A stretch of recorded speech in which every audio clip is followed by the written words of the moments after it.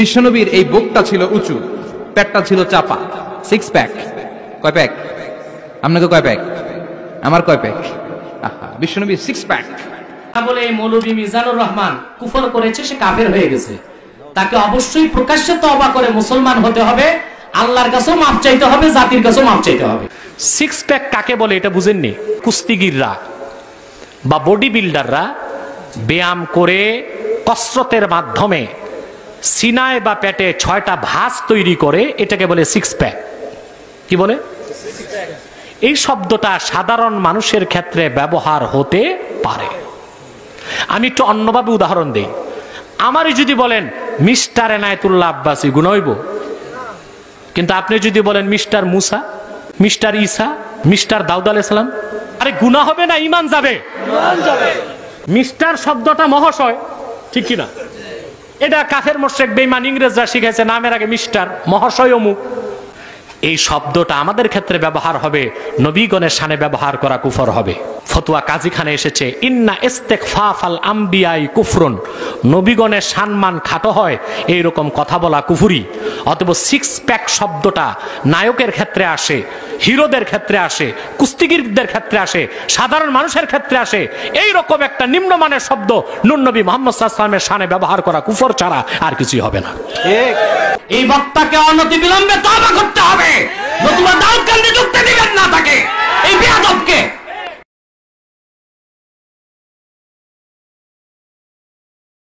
আল্লাহ হালাই কোরআন পাঠাইছে নবীর উপরে, নবী হালায় সাহাবাদের মধ্যে বয়ান দিয়ে গেছে, এর লাগি আমরাও হালায় বয়ান দিয়ে। হালা শব্দটি, হালায় শব্দটি ব্যবহার করেছে মহান আল্লাহর শানে ও তার হাবিব মুহাম্মদ সাল্লাল্লাহু আলাইহি ওয়াসাল্লাম। আল্লাহ তার রাসূল মুহাম্মদ সাল্লাল্লাহু আলাইহি ওয়াসাল্লামের শানে ব্যবহার করে সে আবারও কুফর করলো। এবং এই কুফরটা যেন তেন কুফর নয়, এই কুফরটা কুফর বাওয়াহা বলা হয়। অর্থাৎ যে কুফরি থেকে সন্দেহ করবে সেটা তারও কুফর হবে। রাসূলুল্লাহর শানে বেয়াদবি করো, তোমরা রাসূলুল্লাহর নাম নিয়ে ব্যঙ্গ করো, তোমরা আল্লাহকে শালা বলে গালি দাও, আল্লাহকে আল্লাহর শানে শালা শব্দ প্রয়োগ করো, রাসূলুল্লাহর শানে শালা শব্দ প্রয়োগ করো, এত বড় কুফরি।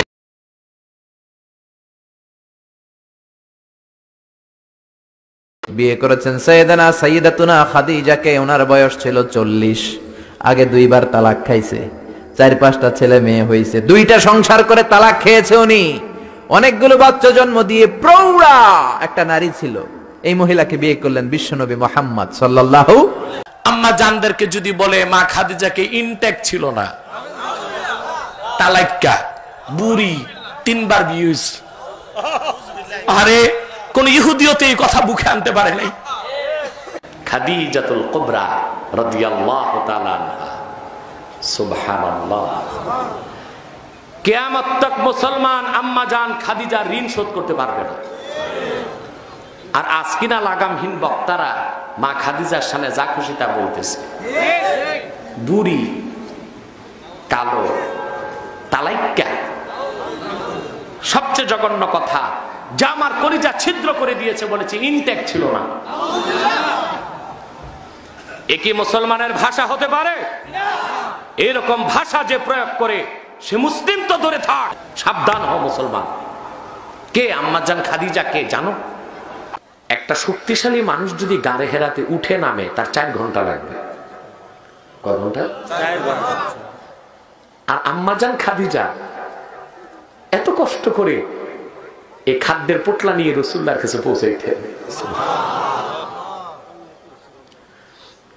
সেই আম্মাজান খাদিজার শানে কেউ যদি বেয়াদবি করে আমরা বরদাস্ত করতে পারি না। যদি হাতের নাগালে পাই তো তার জবান ছিঁড়ে ফেলবো। মাজান খাদিজা কে?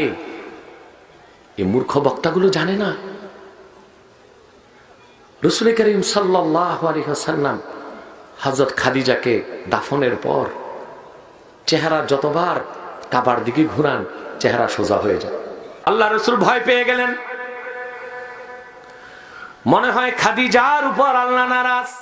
ওহী চলে আসলো, প্রিয় রাসূল খাদিজার চেহারাটা কাবার দিকে কেন থাকবে তা আমি চাই না, আমি চাই খাদিজার চেহারা আমার আরশে আজিমের দিকে থাকুক। সে খাদিজাকে রাদিয়াল্লাহু তাআলা আনহাকে আমাদের দেশে বলা হয় বুড়ি, নাউজুবিল্লাহ, নাউজুবিল্লাহ, কালো, তালাইকা এগুলো যেগুলো বলে এটি বক্তা না তক্তা? চিল্লায় বলো মুসলমান, বক্তা না তক্তা? শুধু তক্তা না, জাহান্নামের তক্তা। বেয়াদবির তো একটা সীমাও থাকা দরকার। ইসলামের সমালোচক যারা নাস্তিক তারাও তো এইরকম বেফাস কথা বলতে পারে নাই মা খাদিজার সামনে। কে বলেছে মা খাদিজা কালো ছিলেন? সারা আরবের সবচেয়ে রূপবতীদের একজন ছিলেন, ধনাঢ্য ছিলেন। ওনার মাত্র একবার বিয়ে হয়েছিল, স্বামী ইন্তেকাল করেছিল। কোরআনে নাই কথা, হাদিসে নাই। কোত্থেকে গুলো আবিষ্কার করে এরা? আমরা জানি কোত্থেকে আবিষ্কার করে। পয়সা যেখান থেকে আসে ওই দাদারাই তাদেরকে এগুলো শিখায় দেয়, মধুর সাথে বিষ মিশায়া মুসলমানের ঈমান নষ্ট করতে।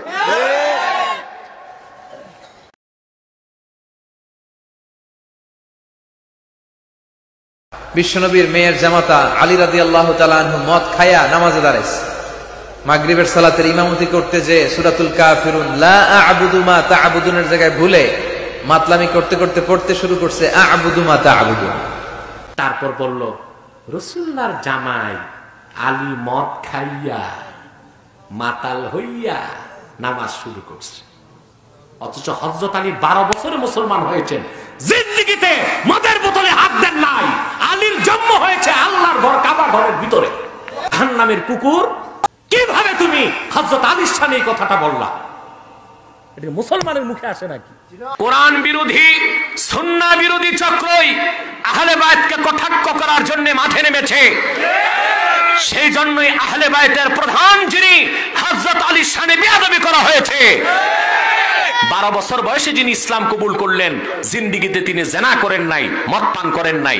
তার জন্ম হয়েছে আল্লাহর ঘর কাবার ভিতরে। কাবা ঘরের ভিতরে জন্ম নেবার কারণে প্রতিটি মহিলার সন্তান প্রসব হলে নেফাস, রক্ত বের হয়। কিন্তু হযরত আলীর মা কাবার ভিতরে ছিলেন, এই জন্য নেফাসের রক্ত হয়নি। সুবহানাল্লাহ বলে। জন্মসূত্রে যিনি পবিত্র, রাসূলুল্লাহর কলিজার টুকরা ফাতেমার স্বামী, 12 বছরে যিনি ইসলাম কবুল করেছেন, রাসূলুল্লাহ মারিফতের সবচেয়ে বেশি ইলম তার সিনায় দিয়েছেন, সেই আলীকে যে বলেছে মদ পান করে মাতাল হয়েছে, সে মুসলমান হতে পারে না। ইহুদিদের দালাল, মুনাফিক, বেঈমান ছাড়া আর কিছু নয়। বিশ্বনবীর মাক্কি ইনিংসের খেলার সিস্টেম ছিল ঠ্যাক দিয়ে খেলতেন। ক্রিকেটে কি বলে যে উইকেট বাঁচায় খেলতে হবে, তোমার উইকেট যাতে পড়ে না যায়। তো ঠেকায় ঠেকায় খেলে। তো বিশ্বনবী ঠেকায় ঠেকায় খেলছেন, আর 4 ছক্কা মারছে সব মাদানি ইনিংসে। সুবহানাল্লাহ নাই? মাদানি ইনিংসে বিশ্বনবী গর্জে উঠলেন, জ্বলে উঠলেন আপন শক্তিতে। মাআযাল্লাহ, এই বক্তা মূর্খ, জাহেল। নূর নবী মুহাম্মদ সাল্লাল্লাহু আলাইহি সাল্লামের সম্মান মর্যাদার ব্যাপারে তার কোনো ধারণা নাই। এই কথা বলে বক্তা কুফর করেছে। কুফর, যে কুফর করে সে কি হয়? তো বক্তা কি হয়েছে? রাসূলুল্লাহ মক্কায় 13 বছর দিনের দাওয়াত দিয়েছেন। এটাকে তুলনা করলো ক্রিকেট ম্যাচের সাথে। আর মদিনা মুনাওয়ারার দাওয়াতকে তুলনা করলো টি-20।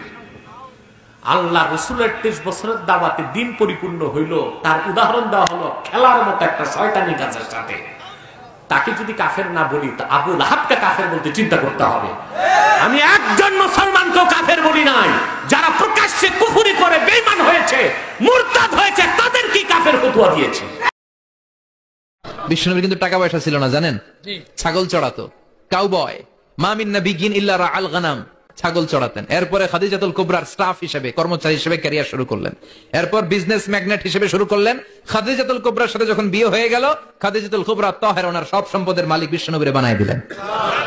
আল্লাহ বলেন, তোমার তো কিছু ছিল না নবী, এই খাদিজার মাধ্যমে বিয়ে পড়িয়ে দিয়ে আমি তোমারে ধনী বানিয়ে দিলাম। মিশকাতে হাদিস এসেছে, হযরত ইউনূস তিনি কাঠের কাজ করতেন। রাসূলুল্লাহ বলেছেন, ইউনূস বিন মিত্তাকে যে ব্যক্তি কাঠমিস্ত্রি বলল সে কুফর করলো। ফতোয়া আলমগিরিতে এসেছে, আদম আলাইহিস সালাম কাপড় তৈরি করেছেন দুনিয়াতে এসে। কেউ যদি বলে আমাদের বাবা আদম জোলা ছিল, ফতোয়া আলমগিরিতে এসেছে, সে কাফের হয়ে যাবে। কেন? আমরা কাপড় বানাই জোলা হইতে পারি, আদম নবী কাপড় বানাইছেন, জোলা বললে দোষ কি? তার জবাব ফতোয়া কাজীখানে এসেছে, ইন্না ইস্তেগফাফাল আম্বিয়াই কুফরুন, নবীগণের সম্মান খাটো হয় এইরকম কথা বলা কুফরি। অতএব সিক্স প্যাক শব্দটা নায়কের ক্ষেত্রে আসে, হিরোদের ক্ষেত্রে আসে, কুস্তিগিরদের ক্ষেত্রে আসে, সাধারণ মানুষের ক্ষেত্রে আসে। এইরকম একটা নিম্নমানের শব্দ নূর নবী মুহাম্মদ সাল্লাল্লাহু আলাইহি ওয়াসাল্লামের শানে ব্যবহার করা কুফর ছাড়া আর কিছুই হবে না।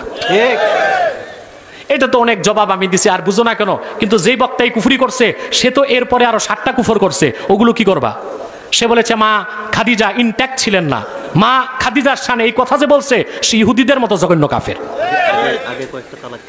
কথা বুঝেন নাই? অতএব বাঁচাইতে চাইও না, তারাও বাঁচাও, নিজেরাও বাঁচো। আমরা কিভাবে বুঝবো যে কারা আহলে সুন্নাত আর কারা আহলে হাদিস? আমার ওয়াজ সবগুলো শুনবা, তাহলে বুঝতে পারবা কারা আহলে সুন্নাত আর কারা আহলে হাদিস। আমি এইটাই পরিচয় দিচ্ছি সারা দেশে ঘুরে ঘুরে, 21 বছর তো হয়ে গেল। কিছু আলেম বলে কোন মুসলমানকে নাকি কাফের বলা যাবে না। তারা বলে থাকে কাফের বলা হয় সে যদি কাফের না হয়, তাহলে যে বলে সে কাফের। কোন মুসলমানকে কাফের কোনো পাগলও বলে না, কিন্তু মুসলমান যখন কুফর করে সে আর মুসলমান থাকে না। বুঝেন না? আচ্ছা, আপনারা জিন্দা মানুষের জানাজা পড়ছেন কয়বার?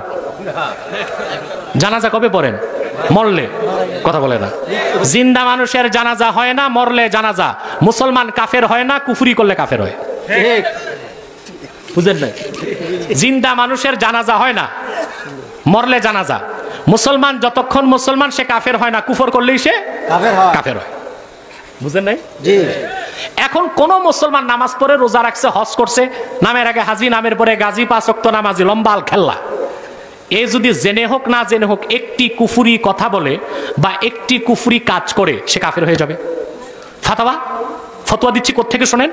সহিহ আল বুখারী প্রথম খণ্ড, কিতাবুল ঈমান, বাবু কুফরিন দুনা কুফর। আলেমরা পড়ছেন না? যারা এদিকে দাওরায়ে হাদিস মাদ্রাসা আছে, কোথায়? ফুলচা, মাওলানা মুফতি সাইদ সাহেবের মাদ্রাসা যান, ওখানে যে দেখেন মাওলানা মুফতি সাইদ সাহেবের মাদ্রাসায় যে দেখেন, যেহেতু দাওরায়ে হাদিস বড় মাদ্রাসা, বুখারী খুললেই দেখবেন প্রথম খণ্ডে কিতাবুল ঈমান একটা বাব আছে, বাবু কুফরিন দুনা কুফর। এই তারজামাতুল বাবের ব্যাখ্যায় আল্লামা বদরুদ্দিন আইনি উমদাতুল কারি শারহু সাহিহুল বুখারীতে লিখেছেন, ওয়াকাল আল জামহুর ইন্নাল ইনসানা ইউকাফফারু বিকালিমাতিল কুফরি আও বিল ফিলিল মুজিবি লিল কুফরি ওয়া ইন লাম ইয়ালাম আন্নাহু কুফরুন।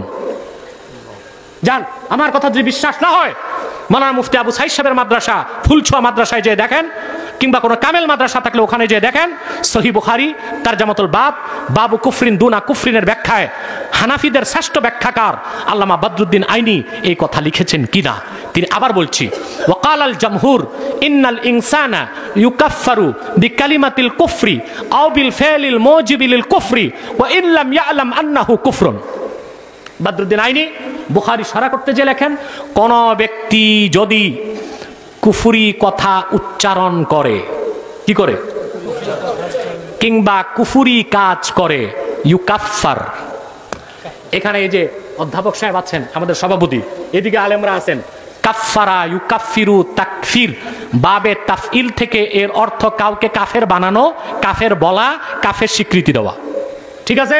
মনে সামনে কন্যা কথা। তাইলে জামহুরের ফাতাওয়া, কেউ যদি কুফরি কথা উচ্চারণ করে, কুফরি কাজ করে, তাকে কাফের বলা হবে। ইনলাম ইয়ালাম আন্নাহু কুফরুন, যে কুফরি করল বা বলল সে যদি নাও জানে কথাটা কুফরি, কাজটা কুফরি, না জেনে ভুলে অনিচ্ছায় যদি কুফরি কথা বের হয়, কুফরি কাজ হয়, তাকে কাফের ফতোয়া দেওয়া হবে। তাহলে যাকে আমি কাফের বলি তাকে কি আমি বলি, না উম্মতে মুসলিমার ফতোয়াটা বলি?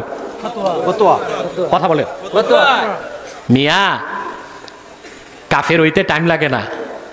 মুখে বলেও কাফের হয় মানুষ, কাজ করেও কাফের হয়, মাথা নাড়লেও কাফের হয়। দেখবেন কিভাবে একটা লোক এমন বক্তব্য দিল যা দিয়ে সে বলল, যা দিয়ে কোরআন হাদিসের কিছু অস্বীকার করলো। যেমন বাংলাদেশে কিছু বক্তা বলেছে, যেই যুগে নবী নাই সেই যুগে আলেমরা নবী। এই কথা যে বক্তাগুলো বলছে, এটা কোরআনের কয়েকশো আয়াতকে অস্বীকার করছে, হাজার হাজার হাদিস অস্বীকার করছে। এই কথা যে বক্তা বলছে ওটা কাফের না হইয়া পারে? ওই বক্তা শুধু কাফের না, ওটা জাহান্নামের কুত্তা। ঠিক কিনা? তাকে যদি আমি কাফের বলি, এটা আমার দোষ হবে না যে কুফরি করছে তার দোষ হবে? কথা বলে না। যে কুফরি করছে তাকে যদি আমি কাফের না বলি, আমিও কাফের হয়ে যাব। এটা হলো কথার কুফর। কেউ যে কোনো পীরকে, কোনো মাজারকে, কোনো মূর্তিকে যদি সাজদা করে, মুখে কিছু বললো না, এই যে কাজটা করলো, সে কাফের। সে কি? এক নাস্তিক বলতেছে পরকাল বলতে কিচ্ছু নাই, আপনি কিছু বললেন না, শুধু মাথা নাড়লেন, শেষ, আপনি কাফের। তাইলে কুফর কয়ভাবে হইল? কথা দিয়ে, কাজ দিয়ে, এশারাতে। এই কুফর যে কুফর কি কুফর না যদি আপনি নাও জানেন, কিন্তু আপনি কি হয়ে যাবেন? তাহলে আমি কি মুসলমানকে কাফের বলি না কাফেরকে কাফের বলি? তোমরা বলতে পারো না, এটা তোমাদের অক্ষমতা। আমরা বলতে পারি, কারণ হুসেনের রক্ত আমাদের দেহে আছে। তোমরা পারবা না, আমরা পারবো। তোমরা যে পারো না, এটা তোমাদের অক্ষমতা। আমরা যে পারি, আমাদের সহযোগিতা করো, বিরোধিতা করো না, তাহলেও নাজাত পেয়ে যাবে।